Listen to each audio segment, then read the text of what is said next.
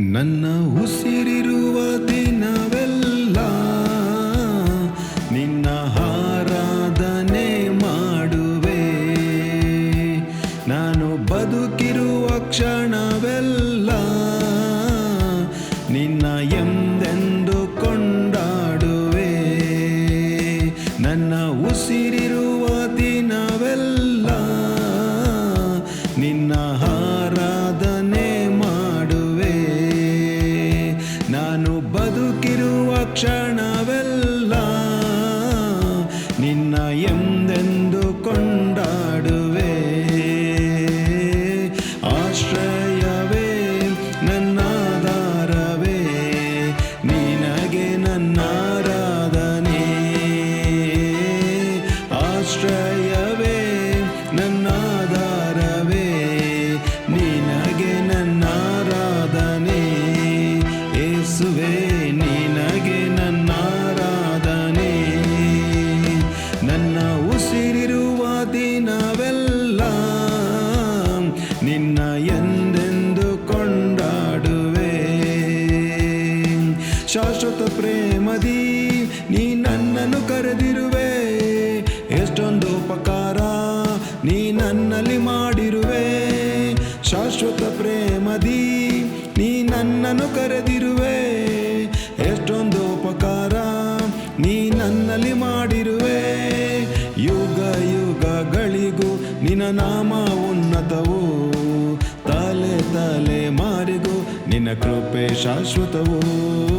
ಯುಗ ಯುಗಗಳಿಗೂ ನಿನ್ನ ನಾಮ ಉನ್ನತವು.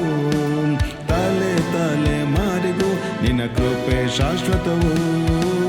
ಆಶ್ರಯವೇ ನನ್ನಾಧಾರವೇ, ನಿನಗೆ ನನ್ನ ಆರಾಧನೆ.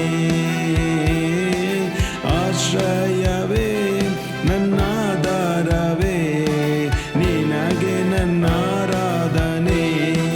ಯೇಸುವೇ ನಿನಗೆ ನನ್ನ ಆರಾಧನೆ. ನೀತಿವಂತನಿಗೆ ಬರುವ ಕಷ್ಟಗಳು ಅನೇಕವಿದ್ದರೂ ನೀನೇ ಬಿಡಿಸುವೆ. ನೀತಿವಂತನಿಗೆ ಬರುವ ಕಷ್ಟಗಳು ಅನೇಕವಿದ್ದರೂ ನೀನೇ ಬಿಡಿಸುವೆ. ನನ್ನಲ್ಲಿ ನಿನ್ನ ವಾಗ್ದಾನ ತಪ್ಪುವುದೇ ಇಲ್ಲ. ಇಂದಿನ ಕಷ್ಟ ವೇದನೆ ಅದು ಶಾಶ್ವತವೇನಲ್ಲ. ನನ್ನಲ್ಲಿ ನಿನ್ನ ವಾಗ್ದಾನ ತಪ್ಪುವುದೇ ಇಲ್ಲ. ಇಂದಿನ ಕಷ್ಟ ವೇದನೆ ಅದು ಶಾಶ್ವತವೇನಲ್ಲ. ಆಶ್ರಯವೇ ನನ್ನಾಧಾರವೇ, ನಿನಗೆ ನನ್ನ ಆರಾಧನೆ. ಆಶ್ರಯವೇ ನನ್ನಾಧಾರವೇ, ನಿನಗೆ ನನ್ನ ಆರಾಧನೆ. ಯೇಸುವೇ ನಿನಗೆ ನನ್ನ ಆರಾಧನೆ. ನಿನ್ನಂತೆ ಯಾರಿಲ್ಲ, ನಿನ್ನ ಹೊರತು ದೇವರಿಲ್ಲ. ನೀನೇ ನನಗೆಲ್ಲ, ನನಗ್ಯಾವ ಭಯವಿಲ್ಲ. ನಿನ್ನಂತೆ ಯಾರಿಲ್ಲ, ನಿನ್ನ ಹೊರತು ದೇವರಿಲ್ಲ. ನೀನೇ ನನಗೆಲ್ಲ, ನನಗ್ಯಾವ ಭಯವಿಲ್ಲ. Hallelujah, hallelujah, hallelujah, hallelujah.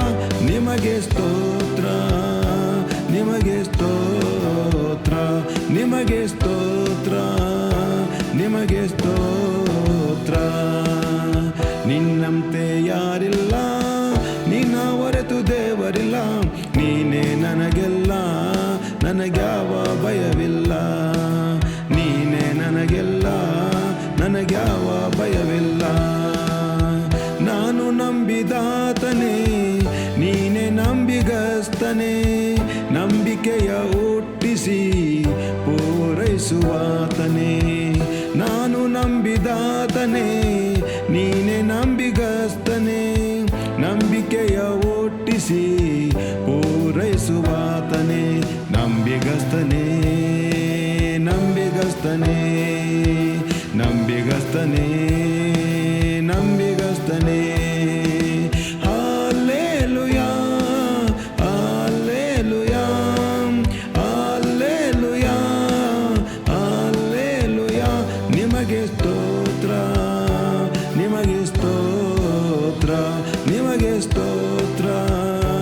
ನಿಮಗೆ ಸ್ತೋತ್ರ, ನಿಮಗೆ ಸ್ತೋತ್ರ, ನಿಮಗೆ ಸ್ತೋತ್ರ. ஹல்லேலூயா, ಸ್ತೋತ್ರ சுவாமி. துதியை குறித்து இந்த மாதம் நாம் தியானம் பண்ணி கொண்டிருக்கிறோம். இந்த காலை வேளையில ஆண்டவரை நாம் பாடி துதித்து தேவ சமூகத்துக்குள்ளாக நாம் வந்திருக்கிறோம். Praise the Lord. நாம் துதியின் தியானத்துல எபிரேய பாஷையில நம்ம பார்க்கும்போது 7 வார்த்தைகள், துதியை விவரிக்கிற வார்த்தைகள் இருக்கு. எப்படி நாம் கர்த்தரை துதிக்க வேண்டும் என்று, இல்லைங்களா? நாம் கர்த்தரை ஏன் துதிக்கிறோம்? அவர் வல்லமையானவர். அநேக காரியங்களை அம்மா மூலியமாகவும் என் மூலியமாகவும் கர்த்தர் இந்த நாட்களில் பேசி கொண்டிருக்கிறார். நான் விசுவாசிக்கிறேன். அது உங்களை உற்சாகப்படுத்துது என்று நான் விசுவாசிக்கிறேன். இந்த மாதமெல்லாம் இதை மிஸ் பண்ணிடாதீங்க. நம்ம சரியான வேத வசனத்தின் அறிவு இருக்கும் போதே தேவன் விரும்புகின்ற விதத்தில் நம்மளால செயல்பட முடியும். அதனால இந்த காரியங்களை நம்ம கற்றுக்கொள்ளுகிறது மிகுந்த முக்கியமாக இருக்கிறது. எப்படியெல்லாம் நாம் கர்த்தரை துதிக்க முடியும் என்று ஒரு 7 வார்த்தைகள் வசனத்துல நாம் பார்க்கிறோம். முதலாவது நாம் பார்க்கிற வார்த்தை ஹலால். ஹல்லேலூயா. ஹலால் என்ற வார்த்தையை நம்ம பார்க்கும் போது அதுக்கு என்ன அர்த்தம் என்று பார்த்தீங்கன்னா, to post, to celebrate, to shine. நம்ம கர்த்தர்ல பெருமை கொள்கிறது, கர்த்தரை குறித்து ஒரு கொண்டாட்டம், கர்த்தரை குறித்து ஒரு பிரகாசம். அது இன்னும் விவரிக்க போனீங்கன்னா இப்படியெல்லாம் அதை குறித்து சொல்லுகிறாங்க.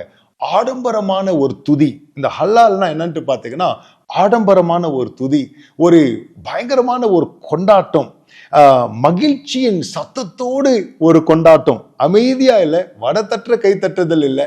இது எப்படின்னு பார்த்தீங்கன்னா, மகிழ்ச்சியின் சந்தோஷத்தோடு ஆடம்பரமான, இங்கிலீஷ்ல glamorous, foolish, to appear foolish. சில நேரத்தில் பார்க்கும் போதே அது முட்டாள்தனமாக்குற தோண்டும், இல்லைங்களா?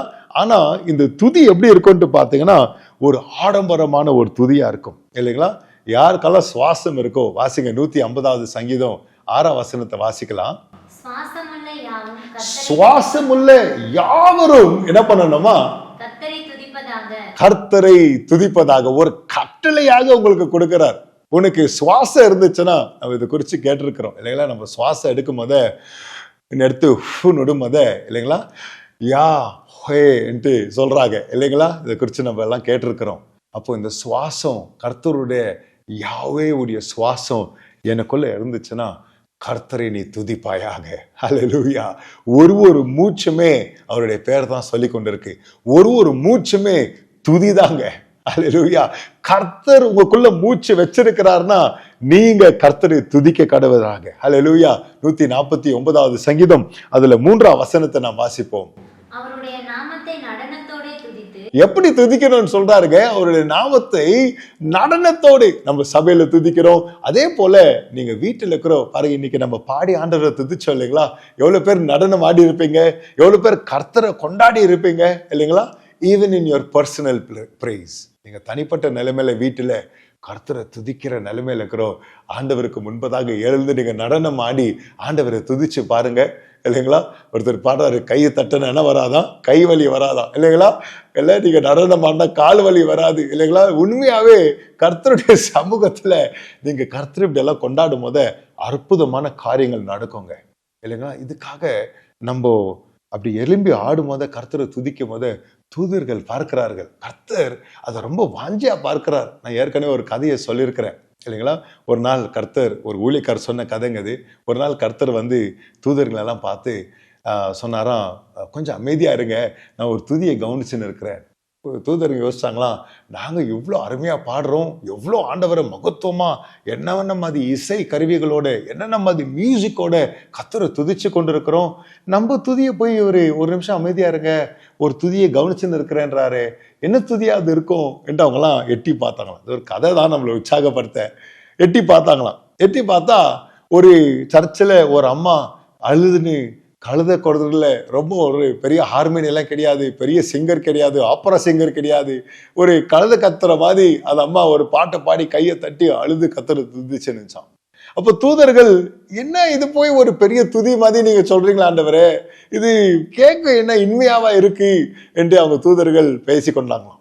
அப்போ கர்த்தர் ஒரு பாஸ்கெட், ஒரு கூடியை எடுத்துக்கின்னு அந்த அம்மா இருக்கிற அந்த அறையில போய் அவங்க கொடுக்குற துதியெல்லாம் அந்த பாஸ்கெட்ல நெருப்பி எடுத்துன்னு வந்து பரலோகத்துல சவுர்ல டெக்கரேஷன் பண்ணின்னு இருந்தாராம். அப்போ இந்த தூதர்கள் இன்னும் மண்டைய சொரிஞ்சுக்கிறாங்க, என்ன ஆண்டவர் அது கேட்க இவ்வளவு மோசமா இருக்கு, அந்த வார்த்தையில கொண்டு வந்து இவரு பரலோகத்துல எல்லாம் டெக்கரேட் பண்றாரு என்னும் போது ஆண்டவர் திரும்பி சொன்னாராம், அப்பா நீங்க பரலோகத்துல இருக்கிறீங்க, உங்களுக்கு நல்லா என்ன இருக்கு, தேவ சமூகம் இருக்கு, அருமையான காரியங்கள் இருக்கு. ஆனா இந்த அம்மாக்கு அடிதடி, சண்டைகள், பிரச்சனைகள், போராட்டங்கள், வறுமை, குடிக்கார புருஷன், கண்ணீர், நிறைய போராட்டங்கள், கடன் தொல்லைகள். ஆனா அதன் மத்தியில கர்த்தரை துதிக்கிற ஒரு உள்ளம், கர்த்தரை உயர்த்துகிற ஒரு உள்ளம். அதுவும் என்ன மாதிரி துதிப்புங்க, சந்தோஷமான ஒரு துதிப்பு, முறுமுறுப்பின் துதிப்பு இல்ல, ஏதோ ஒரு ஸ்தோத்திரம் இல்ல, அறக்குற துதி இல்ல, கம்பீரத்தோட துதிக்கிற துதி. 2 சாமுவேல் 6:14 பார்க்கிறோம். தாவீது அவனுடைய முழு பலத்தோட, with all his might he danced before the Lord. ஹல்லால் என்னது, வெக்கப்படாத கர்த்தர் முன்னாடி ஒரு பேஷனட்டான ஒரு பிரைஸ். ஹல்லேலூயா. வெக்கப்படாம கர்த்தரை ஆடம்பரத்தோட, கம்பீரத்தோட, மகிழ்ச்சியின் சத்தத்தோடு, அது பிறருக்கு முட்டாள்தனமா தோணாலும் பரவாயில்ல, ஏன் ஆண்டவரை நான் இப்படிதான் கொண்டாட போகிறேன். ஜெபிக்கலாமா? நம்ம எல்லாரும் இன்னைக்கு ஒப்பு கொடுக்கலாமா? ஆண்டவரே, ஏன் துதியில இது போல ஒரு மாற்றம் கொண்டு வரப்படட்டும். நான் இது பார்த்து நான் துதிக்க கத்துக்கொள்ளல, வேத வசனத்தின் பிரகாரம் நான் துதிக்க கற்றுக்கொள்ள போகிறேன். ஹல்லேலூயான்ற வார்த்தை ஹல்லால்ல தான் வருது.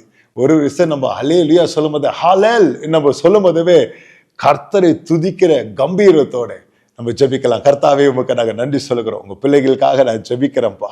இன்றைக்கு இந்த வீடியோ பார்த்து கொண்டிருக்கிற நாங்க எல்லாரும் ஆண்டவரே, ஹலால் கர்த்தரை துதிக்கிற துதியில ஒரு கம்பீரம், ஒரு ஆடம்பரம், மகிழ்ச்சியின் சத்தத்தோடு கர்த்தரை உயர்த்துகிற அந்த அனுபவத்துக்குள்ளாக நாங்க வர எங்க ஒருத்தருவ கருத்துல நாங்க ஒப்பு கொடுக்கிறோம். பிள்ளைகள் ஆசீர்வதிங்க, பலப்படுத்துங்க. துதிக்க எந்த சூழ்நிலைமையா இருந்தாலும் துதிக்கு தடை இல்லாமல் துதிக்க துதிக்க ஜெயம் பெற்றுக்கொள்ள பலப்படுத்துங்க. இயேசு மூலம் ஜெபிக்கிறேன் பிதாவே, ஆமென், ஆமென். கர்த்தர் உங்களை ஆசீர்வதிப்பாராக.